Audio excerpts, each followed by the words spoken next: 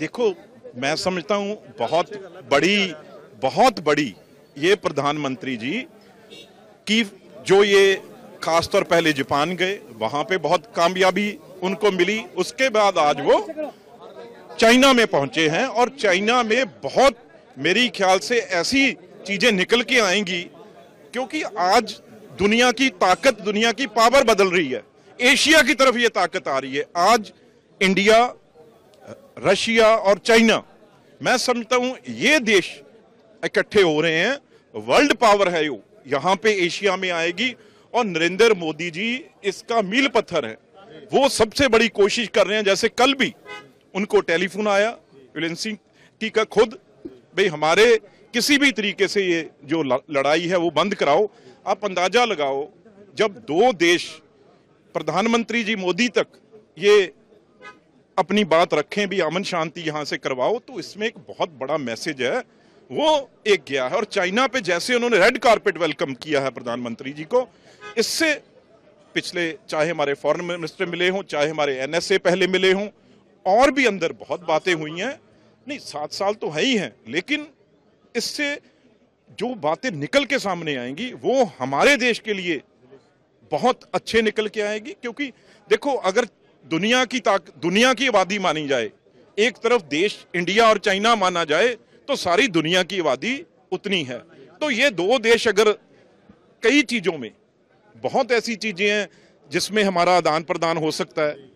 जैसे बहुत इंडस्ट्री है वहां की, यहाँ की वहां, बहुत ऐसी चीज, सेमीकंडक्टर हैं, मोबाइल टेली, ऐसी बहुत चीजें हैं जो ये मैं समझता हूं बहुत बड़ा एक गेम चेंजर, ये जो प्रधानमंत्री जी का चाइना जाना एक दुनिया के लिए, हमारे देश के लिए तो हो गई, दुनिया के लिए एक गेम चेंजर साबित होगा। देखो, मैं समझता हूं बहुत बड़ी ये प्रधानमंत्री जी की जो ये खासतौर पहले जापान गए, वहां पे बहुत कामयाबी उनको मिली। उसके बाद आज वो चाइना में पहुंचे हैं और चाइना में बहुत मेरी ख्याल से ऐसी चीजें निकल के आएंगी, क्योंकि आज दुनिया की ताकत, दुनिया की पावर बदल रही है।